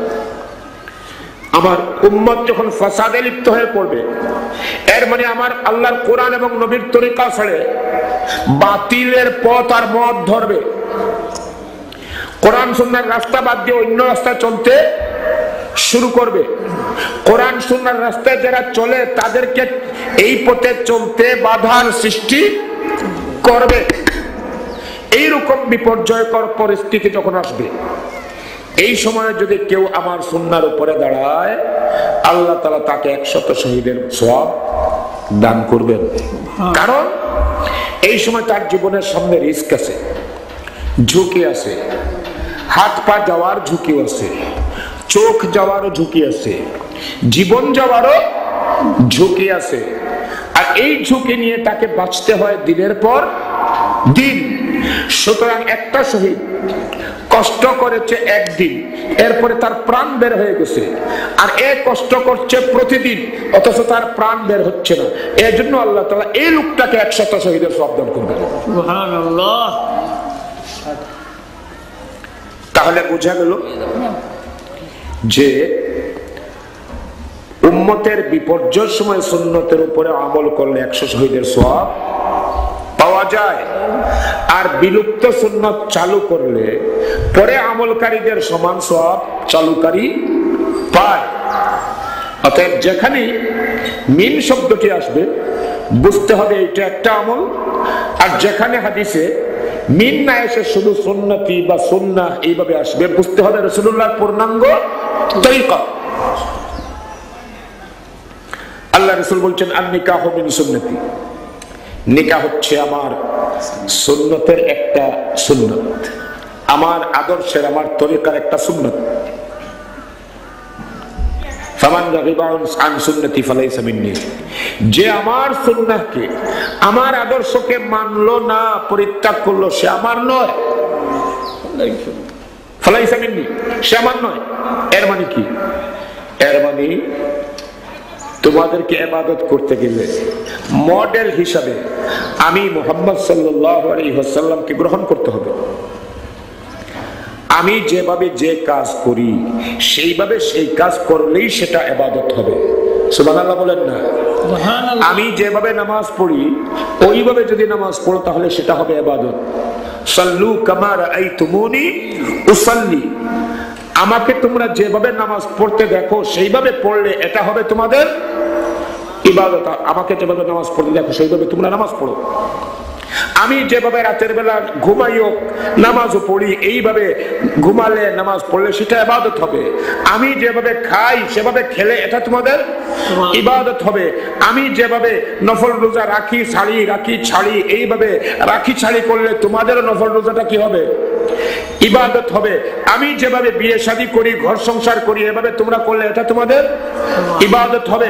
সুতরাং আমার সুন্নতকে বাদ দিয়ে যদি তোমরা নিজেরা এক একটা দাঁড় করিয়ে নিয়ে ওইটাকে মানো, তাহলে তোমরা যে করবে সে আমার নয়, যে করবে সে আমার নয়। তাহলে বোঝা যাচ্ছে যে শুধু নামাজ রোজা ইবাদত না, এগুলো ইবাদতের এক একটা বিষয়, এর বাইরেও ইবাদত আছে। এমনকি আপনি বাজারে যাবেন, হাঁটছেন, এটাও আপনার ইবাদত হবে। আপনি খাওয়া দাওয়া করছেন, এটাও ইবাদত হবে। আপনি যে কাজ করেন না কেন এটাও ইবাদত হবে। তবে ওই যে আমি প্রথমে আমলের সংজ্ঞা দিতে গিয়ে তিনটা কথা বলেছিলাম, তিনটা পূর্ব শর্ত, ওই তিনটা পূর্ব শর্ত এখানে এনে ফিট করতে হবে। আমার নামাজ, আমার রোজা, আমার তাসবিহ তাহলিল, আমার পেশাব পায়খানা, আমার ঘুম, আমার ব্যবসা, আমার ক্ষেত কৃষি, আমার রাজনীতি, আমার অর্থনীতি, এই সব কিছুর ভিতরে তিনটা জিনিস ফিট করতে হবে। কয়টা? তিনটা। একটা হচ্ছে সেটা হতে হবে কোরআন ভিত্তিক, দ্বিতীয় সেটা হতে হবে সুন্নাহ ভিত্তিক, তৃতীয় সেটার উদ্দেশ্য হতে হবে কেবলমাত্র আল্লাহ তাআলাকে রাজি এবং খুশি করা, ইখলাস। এই তিনটা জিনিস এখানেও যদি আমরা ফিট করি তাহলে আমাদের সব কিছু ইবাদত হয়ে যাবে। নামাজ ইবাদত হবে, ব্যবসা বাণিজ্য ইবাদত হবে, ক্ষেত কৃষি ইবাদত হবে, দোকানদারি ইবাদত হবে, মুকান্দারি ইবাদত হবে, রাষ্ট্র পরিচালনা ইবাদত হবে, এমপিগিরি ইবাদত হবে, মন্ত্রিত্ব ইবাদত হবে, সব কাজ ইবাদত হবে যদি আমরা এই তিনটা মূলনীতি মেনে কাজ করি। কি বলেন? ঠিক করে। আর ইবাদতের মানসিকতা মজবুত হবে কখন? আন তা'বুদাল্লাহ কাআন্নাকা তারাহু, আন তা'বুদাল্লাহ কাআন্নাকা তারাহু ফাইন লাম তাকুন তারাহু ফাইন্নাহু ইয়ারাক। এটা লম্বা হাদিস, হাদিসে জিবরিলের একটা অংশ। জিবরিল আমিন প্রশ্ন করেছিলেন, ইয়া রাসূলুল্লাহ মাল ইহসান, ইহসান কাকে বলে? ইহসান কাকে বলে? আল্লাহ রাসূল জবাবে বলেছিলেন, আন তা'বুদাল্লাহ কাআন্নাকা তারাহু, তুমি আল্লাহর ইবাদত করো এমন ভাবে যেন তুমি তাকে দেখতে পাচ্ছ। সুবহানাল্লাহ। ওয়া ইন লাম তাকুন তারাহু ফাইন্নাহু ইয়ারাক, আর যদি তুমি তাকে দেখতে না পাও, তার মানে সেই ধরনের অন্তর্চক্ষু, দিলের চোখ তোমার না থাকে, তাহলে ফাইন্নাহু ইয়ারাক, আল্লাহ তোমাকে দেখতে পাচ্ছেন। এই মনোভাবটা রেখে আল্লাহর ইবাদত করো।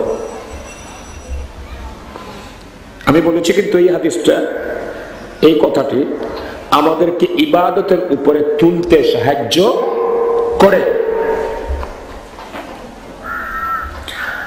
আমি একবার ওই সিলেট সদর থেকে এক জায়গায় যাচ্ছিলাম, ওই জায়গা প্রায় সিলেট থেকে প্রায় 5-6 মাইল দূরে বা 7 মাইল দূরে বাদাঘাট নামক একটা জায়গা, এরপরে আরেকটা জায়গাতে গিয়েছিলাম একটা মাহফিলে। তো সেই সময় তো যোগাযোগ ভালো ছিল না, রাতে গেলে থাকতে হতো, আপনাদের কানাইঘাটে আসলেও আমাকে থাকতে হতো।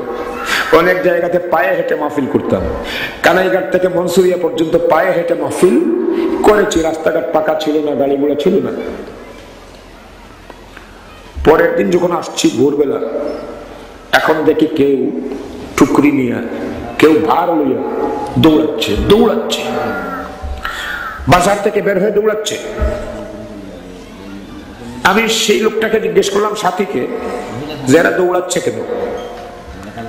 মনে হয় হুজুর বিডিআর বাতাস পাইছে। তারপরে বলে এরা সব বুমগাড়ি বিড়ি টিড়ি ইত্যাদি বিক্রি করে, আর মনে হয় বিডিআর এর বাতাস পাইছে আর দৌড়াচ্ছে। পায়ে হেঁটে হেঁটে নদী পর্যন্ত আসলাম, বিডিআর এর কোনো বাতাসই নেই। নদী পার হয়ে দেখি এপারে কয়েকটা গাঠি নিয়ে কয়েকটা বিডিআর বসে আছে। এখান থেকে কিন্তু উড়াল দিয়ে যাওয়ার কোনো ব্যবস্থা তখন নাই। আমি জিজ্ঞেস করলাম তাদেরকে যে আপনারা কোথায় যাবেন, তখন তারা বলবো ওই দিকে একটা বর্ডার এলাকায় যাবে।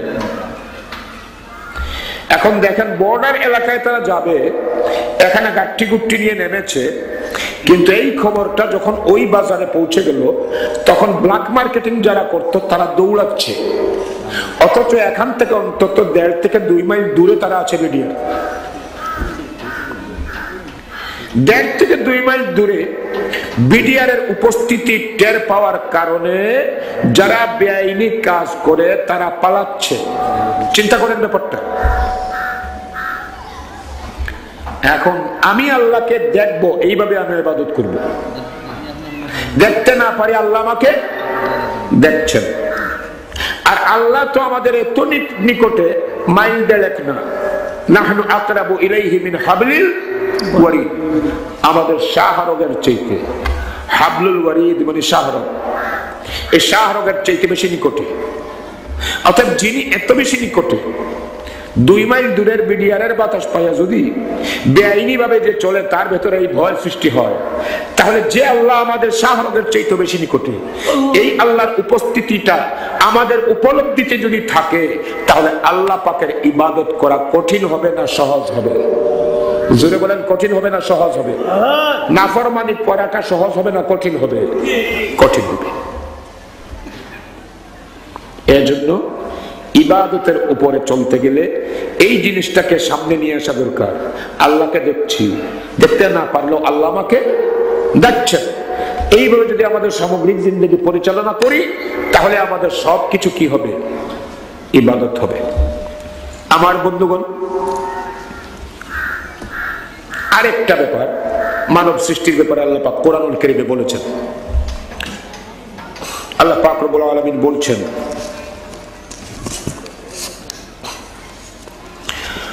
وَإِذْ قَالَ رَبُّكَ لِلْمَلَائِكَةِ إِنِّي جَاعِلٌ فِي الْأَرْضِ خَلِيفَةً, সূরা বাকারা 30 নম্বর আয়াতে। স্মরণ করো সেই সময়ের কথা যখন আল্লাহ পাক রব্বুল আলামিন ফেরেশতাদের সামনে ঘোষণা করেছিলেন, ইন্নী জাইলুন ফিল আরদি খলিফা, নিঃসন্দেহে পৃথিবীতে আমি আমার প্রতিনিধি পাঠানেওয়ালা, আমার খলিফা পাঠানেওয়ালা। তাহলে মানুষকে তৈরি করারও অনেক আগে আল্লাহ তাআলা মানুষকে পয়দা করার ব্যাপারে তার সিদ্ধান্তের কথা জানাতে গিয়ে, মানুষের মর্যাদা নির্ণয় করতে গিয়ে বলেছেন, যে মানুষ আমি পয়দা করতে যাচ্ছি এদের পজিশন হবে, এরা হবে আমার খলিফা। বলেন না সুবহানাল্লাহ? আমি তো আল্লাহ, আর এদের পজিশন হবে, তারা হবে আমার খলিফা। খলিফা কি? খলিফা বাংলায় বলে প্রতিনিধি, কিন্তু খলিফা শব্দের একাধিক অর্থ আছে। একটা অর্থ হচ্ছে প্রতিনিধি, রিপ্রেজেন্টেটিভ। আরেকটা অর্থ হচ্ছে পরে আগমনকারী ব্যক্তি। আমি এখানে পরে আগমন করে। আমি এখানে আসলাম, এরপরে আরেকজন আসলো, একে বলা হয় খলিফা। স্থলাভিষিক্ত, একে বলা হয় খলিফা। আমি এই চেয়ারে বসলাম, একটু পরে আরেকজন আসবে, তিনি হবেন কি? খলিফা। এই জন্য হযরত আবু বকর সিদ্দিক রাদিয়াল্লাহু আনহু তাকে যখন খলিফা নিযুক্ত করা হলো, তখন তিনি বলেছিলেন, তিনি পরিচয় দিতেন, নিজের ভালোবাসতেন এই পরিচয় দিতে যে আবু বকর খলিফাতুর রাসূল, রাসূলের খলিফা। মানে রাসূল যে স্থলে ছিলেন, তিনি এখান থেকে চলে গেছেন ইন্তেকাল করার মধ্য দিয়ে, আর এই স্থলাভিষিক্ত হয়েছেন আবু বকর। তার মানে নবুয়তের স্থলাভিষিক্ত না, রাষ্ট্র পরিচালনার ক্ষেত্রে আবু বকর হচ্ছেন রাসূলের খলিফা। এটাকে আমরা আরেকটা ভালো পড়তে পারি, বুঝতে পারি। ইমাম নামাজ পড়াচ্ছেন, হঠাৎ করে উযু ছুটে গেছে, এখন তিনি তার পেছনে যিনি আছেন তাকে সামনের দিকে এগিয়ে দিয়ে তিনি উযু করতে চলে যাবেন। এজন্য ইমামের পেছনে একজন যোগ্য লোক, যারা মুক্তাদি তাদের ভিতরে সর্বাধিক যোগ্য, যিনি তার ইমামের পেছনে দাঁড়ানো উচিত বা তাকে সুযোগ করে দেওয়াটা উচিত। ইমাম সব ধাক্কা দিয়ে আগে দিয়ে দিলেন, আর মুসলিম পেছনে ফিরে বলে উনকো কিতা করতাম ভা, তাহলে নিজের নামাজও বরবাদ, পুরা জামাতের নামাজও বরবাদ। এজন্য ইমামের পেছনে যোগ্য লোক দাঁড়ানো উচিত। সেই লোকটিকে ইমামে গিয়ে দিলেন, তিনি বের হয়ে গেলেন। বের হয়ে যাওয়ার পরে এই লোক নামাজ পড়াবেন বাকি নামাজ, বাকি নামাজের ইমামতি করবেন পরে যাকে পেছন থেকে সামনে স্থলাভিষিক্ত করা হয়েছিল সেই লোকটা। আর যিনি বের হয়ে গেলেন উযু করতে, উযু করার পরে এসে বলবেন নি বাবা তোমাদের তৈয়া গেছিলাম হরসাই আমি আসছি, কি বলেন? এটা বলতে পারবেন না, তিনি পেছনে দাঁড়িয়ে যাবেন। তাহলে ওই পেছনে দাঁড়ানো ব্যক্তিটা হচ্ছে মূল ইমাম, কথাটা বুঝবেন। পেছনে দাঁড়ানো ব্যক্তিটা হচ্ছে মূল ইমাম, আর সামনে দাঁড়িয়ে যে নামাজ চালাচ্ছে, পরিচালনা করছে, সে হচ্ছে ইমামের নায়েব বা ইমামের খলিফা। কথাটা পরিষ্কার? ইমামের খলিফা। এখন ইমাম ইমামতি করেন, তার কিছু যোগ্যতা আছে। খলিফা যে হবে তারও যোগ্যতা থাকতে হয়। একটু আগে বলেছিলাম যদি ফাঁক দিয়া করে উনকো কিতা করতাম বা, তাহলে তো নামাজ শেষ। এজন্য তারও যোগ্যতা লাগবে। আল্লাহ পাক রব্বুল আলামিনের খলিফা হবে মানুষ, মানুষের ভিতরে কিছু যোগ্যতার প্রয়োজন। সুবহানাল্লাহ বলেন না? তবে সেই যোগ্যতাগুলো আল্লাহ তাআলা তার যোগ্যতা থেকে ভাগ করে দেন নাই, কারণ আল্লাহর কুদরত, আল্লাহর ক্ষমতা, আল্লাহর জাত যেভাবে অবিভাজ্য, আল্লাহর কুদরত, আল্লাহর ক্ষমতাও সেইভাবে অবিভাজ্য, সিফাতগুলো অবিভাজ্য। এগুলো থেকে বিন্দু পরিমাণও কেটে কাউকে দান করেন নাই। তবে মানুষের জন্য কিছু সিফাত তৈরি করেছেন আল্লাহ। সুবহানাল্লাহ। মানুষের জন্য কিছু সিফাত তৈরি করেছেন। এই সিফাতগুলোর ভিতরে যেমন আল্লাহর অনেকগুলো সিফাতি নাম আছে। এই মূল জাতি নাম আল্লাহ, এটা তো কাউকে বলা যায় না, কি বলেন ঠিক কিনা? সিফাতি নামগুলোর ভিতরে কিছু নাম আছে যেগুলো অন্য কাউকে এই নামে সম্বোধন করা যাবে না। কাউকে ইলাহ বলা যাবে না, কাউকে রব বলা যাবে না, কাউকে রহমান বলা যাবে না। তবে বাকি যে সিফাতগুলো, এই সিফাতগুলোর অর্থের দিকে লক্ষ্য করলে দেখা যায় যে বাকি সিফাতগুলোর কিছু কিছু দিক আল্লাহ তাআলা এই গুণগুলা তৈরি করে আল্লাহ তাআলা তার বান্দাদেরকে অর্থাৎ মানুষকে দান করেছে। সুবহানাল্লাহ। করিম আল্লাহর সিফাত লক্ষ্য করেন, মানুষের সিফাত করিম হয়, মানুষের সিফাত করিম হয়। সময় কমের জন্য আমি বেশি বলতে পারছি না। রাউফ আল্লাহর সিফাত, মানুষের সিফাত কি হয়? রাউফ হয়। রহিম আল্লাহর সিফাত, মানুষের সিফাত রহিম হয়। আল্লাহু করিম, ইন্নাহু লাকুরআনুন কারীম, ইন্নাহু লাকাউলু রাসূলিন করিম। ওয়ালাকাদ কাররামনা বনি আদম, আল্লাহু করিম, কোরআনুল করিম, রাসূল করিম। আর যদি কোরআন সুন্নাহর পথে যে চলে সেও করিম, সুবহানাল্লাহ, সেও করিম। নবীর ব্যাপারে বলা হয়েছে বিল মুমিনিনা রাউফুর রহিম। নবী মুমিনদের সাথে রাউফ, মুমিনদের সাথে রহিম। এজন্য কাউকে রহিম বলে ডাকলে গুনাহ হবে না, রউফ বলে ডাকলে গুনাহ হবে না, করিম বলে ডাকলে গুনাহ হবে না, গফুর বলে ডাকলে গুনাহ হবে না। কিন্তু রব বলে ডাকলে গুনাহ হবে, ইলাহ বলে ডাকলে গুনাহ হবে, রহমান বলে ডাকলে গুনাহ হবে। কারণ এই তিনটা সিফত যে অর্থ প্রকাশ করে, এই অর্থের দিক থেকে কোনো মানুষ বা কোনো মখলুক এটার যোগ্য হতে পারে না। কথাটা পরিষ্কার? আমার বন্ধুগণ, আল্লাহ করিম মানুষের ভিতরে পরিমাণা সিফত দিয়েছেন, সম্মান। আল্লাহ রহিম, কিছু সীমাবদ্ধ ব্যাপারে মুমিনদের মধ্যে আল্লাহ রহম করেন, মানুষও কিছু সীমিত ব্যাপারে রহম করে। এই রহমটা আল্লাহ তাআলা তৈরি করে মানুষকে দান করেছেন। আল্লাহর গুসা হচ্ছে কাহার, মানুষের গুসা নাই নাকি? কথা বলেন, আছে। তবে সেই তুলনায় না, এটাও সৃষ্টি করা, এই গুণটাও সৃষ্টি করা। এক কথায় সিবগাতুল্লাহি ওয়া মান আহসানু মিনাল্লাহি সিবগা। আল্লাহর রঙের চাইতে সুন্দর রং আর কি হতে পারে? তারপরে ওই যে বলা হয়েছে যে তোমরা আল্লাহর রঙে রঙিন হও, তাখাল্লাকু বিআখলাকিল্লাহ, আল্লাহর চরিত্রে চরিত্রবান হও। আল্লাহর চরিত্রে চরিত্রবান হবেন কেমনে? কারণ আল্লাহ পাক মানুষের জন্য যে গুণগুলো তৈরি করেছেন, যেটা একটু আগে বললাম, এই গুণগুলো নিজেদের ভিতরে আনো। এই গুণগুলো মানুষের ভিতরে আল্লাহ দিয়েছেন সৃষ্টি করে। আর আল্লাহর এই গুণগুলো আছে বিশাল আকারে, তার তিনি যেভাবে আছেন অতীত থেকে সেভাবেই। সুতরাং এই গুণ আর আল্লাহর গুণ এক না, দুই, কিন্তু মত আল্লাহর গুণের মতো, আল্লাহর চরিত্রের মতো। সুতরাং ইমামের খলিফাগিরি করতে গেলে ইমামের মতো কিছু গুণ অন্তত থাকতে হয়। আল্লাহর খলিফা হিসেবে দায়িত্ব পালন করতে গেলে ওই মূল যার খলিফা তার তৈরি করা কিছু গুণ নিজের ভিতরে থাকতে হয়। এই গুণগুলো দিয়ে আল্লাহ পাক মানুষকে তৈরি করেছেন আর মানুষকে দায়িত্ব দিয়েছেন, তুই হবে আমার খলিফা।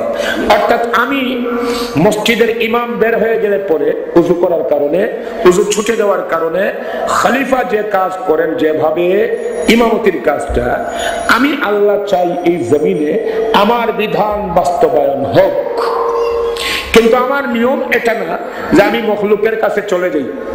যেমন হিন্দুরা মনে করে ঈশ্বর সরাসরি মানুষের রূপ ধরে মানুষের কাছে চলে আসেন, খ্রিস্টিয়ানরা মনে করে ঈসা আলাইহিস সালাম মানুষের কাছে আল্লাহ ছিলেন, তিনি সরাসরি চলে এসেছেন। নাউজুবিল্লাহ। এইভাবে আমি না, আমি এভাবে যাই না। আমি যদিও যাই না, তবে আমি চাই আমার বিধান জমিনে বাস্তবায়িত হোক, সর্বত্র প্রতিষ্ঠিত হোক। আর এই কাজটা করার জন্যই আমি মানুষকে পয়দা করেছি। আমার বিধান আমি প্রতিষ্ঠা করব, কিন্তু আমি না করে মানুষ তৈরি করলাম, এরাই আমার বিধানকে আমার হয়ে প্রতিষ্ঠা করবে। এই অর্থে মানুষ হচ্ছে আল্লাহ খলিফা। আমার বন্ধুগণ, এবারে আসুন ওই তিনটা বিষয়কে এবার আমরা একত্রিত করি। মানুষ আল্লাহর ইবাদত করবে, ইবাদতটা বুঝেছেন তো? আমরা ব্যক্তিগতভাবে তিনটা শর্ত পূরণ করে আমাদের সব কাজ করব। আর মানুষ আল্লাহর খলিফা হিসেবে দায়িত্ব পালন করবে। এর মানে আল্লাহর যে সমস্ত বিধিবিধান আমি নিজে পালন করি, এগুলো জমিনে বাস্তবায়ন করার জন্য, আল্লাহর যতগুলো বিধান আছে জমিনে প্রতিষ্ঠিত করার জন্য কাজ করব। ব্যক্তিগত জীবনে আল্লাহর বিধান পালনের নাম নবীর তরিকায় ইখলাসের সাথে, এইটার নাম ইবাদত। আর সামষ্টিক জীবনে আল্লাহর বিধান প্রতিষ্ঠা করার নাম হচ্ছে খিলাফত। আর এই দুইটা কাজই করতে হবে আইয়ুকুম আহসানু আমালা, অতি সুন্দরভাবে, অতি সুন্দরভাবে। তাই আসুন আমরা যদি এই অতি সুন্দরভাবে এই দুইটা কাজ করতে পারি, ইবাদতের কাজও আল্লাহর হুকুম নবীর তরিকায় ইখলাসের সাথে করি, আর আল্লাহর দ্বীন বিজয়ের কাজও আল্লাহর হুকুম নবীর তরিকায় সুন্দরভাবে খাঁটি মনে করি আল্লাহকে খুশি করার জন্য, তবেই আমরা আমাদেরকে যে উদ্দেশ্যে আল্লাহ পয়দা করেছেন এই উদ্দেশ্য আমরা বাস্তবায়ন করলাম। কি বলেন, ঠিক কিনা? আর এই উদ্দেশ্য যদি আমরা বাস্তবায়ন করতে পারি তাহলে ফাকাদ ফাজা ফাউজান আযীমা, তাহলে সবচেয়ে বড় পুরস্কার আমরা পাবো ইনশাআল্লাহ। বলুন ইনশাআল্লাহ।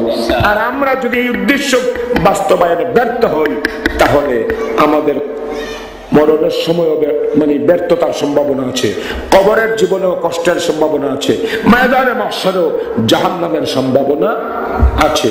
আর যদি এগুলো থেকে ফিরে থেকে এই তিনটা বিষয়কে তিনটা দৃষ্টিকোণ দিয়ে পবিত্র করে নিয়ে আমাদের জিন্দেগি পরিচালনা করি, জান্নাত আমাদের জন্য আল্লাহ সহজ করবেন, কারণ আল্লাহ খুশি হয়ে যাবেন। আল্লাহ পাক রব্বুল আলামিন আমাদের সকলকে তৌফিক দান করুন যাতে আমরা বিষয়গুলোকে ভালো করে উপলব্ধি করে সেই নিরিখে আমাদের জিন্দেগি পরিচালনা করতে পারি। বলুন আমিন। ওয়া আখিরু দাওয়ানা আলহামদুলিল্লাহি রাব্বিল আলামিন। লিনাহতাদিয়া লাউলা আন হাদানাল্লাহ। লাকাদ জাআত রুসুল রাব্বিনা বিল হক। রব্বুল আলামিন মওলায়ে কারীম, আমি গুনাহগার তোমার নেককার বান্দাদেরকে সাথে নিয়ে তোমার শাহী দরবারে হাত বাড়িয়েছি। আমার গুনার দিকে না তাকিয়ে এই দাড়ি পাকা মুরব্বিয়ান উলামা হযরত এবং তোমার নেক বান্দাদের ওসিলায় আমাদের দোয়াকে কবুল আর মঞ্জুর ফরমাও। আমিন। আমাদের বাকি জিন্দেগি তোমার বন্দেগীর জন্য কবুল ফরমাও। আমিন। তোমার খলিফা হিসেবে দায়িত্ব নেওয়ার তৌফিক দান ফরমাও। আর উভয় ক্ষেত্রে আমাদের জীবনের সকল কাজগুলো তোমার কোরআন তোমার নবীর সুন্নাহ মোতাবেক আর ইখলাসের সাথে সম্পাদন করার তৌফিক দান ফরমাও। আয় আল্লাহ, আমাদের জিন্দেগীর तमाम গুনাহ খাতা maaf ফরমাও। আমাদের মা বাবা চাচা চাচি দাদা দাদি নানা নানি तमाम উম্মতে মুরহামাকে maaf করে দাও। আজকের মাহফিলের আয়োজন যারা করেছেন, যারা সাহায্য সহযোগিতা করেছেন, আল্লাহ এই অসময়ে তোমার যে সমস্ত বান্দারা ছুটে এসেছেন, আয় রব্বুল আলামিন আমাদের সকলের জন্য এই মাহফিলকে ময়দানে মাহশারে নাজাতের ওসিলা বানিয়ে দিও। আমিন রব্বুল আলামিন। আয় আল্লাহ, আয় রব্বুল আলামিন আমাদের বিমারদের তোমার দারুস শিফা থেকে শিফা দান ফরমাও। আমাদের প্রত্যেকের নেক হাজাত পুরা ফরমাও। আমাদের ব্যবসা বাণিজ্যে খায়ের বরকত দান ফরমাও। আমাদের প্রিয় দেশের উপরে তোমার খাস রহমত বরকত জিয়াদা করে দাও। আসমানি জমিনি বালা মুসিবত থেকে আমাদের এই দেশকে হেফাজত করো, तमाम মুসলমানদেরকে হেফাজত করো। বাংলাদেশ সহ तमाम দুনিয়ার বুকে তোমার দ্বীন ইসলাম আর মুসলমান জাতি সহ জাতিকে বিজয়ী করে দিও। আল্লাহ হারামাইন শরীফাইন জিয়ারত আমাদেরকে বারবার নসিব করে দিও। ওয়া সাল্লাল্লাহু তাআলা আলা খাইরি খালকিহি মুহাম্মদ ওয়া আলিহি ওয়া আসহাবিহি আজমাইন। আমিন আমিন বিরহমাতিকা ইয়া আরহামার রাহিমিন। আসসালামু আলাইকুম।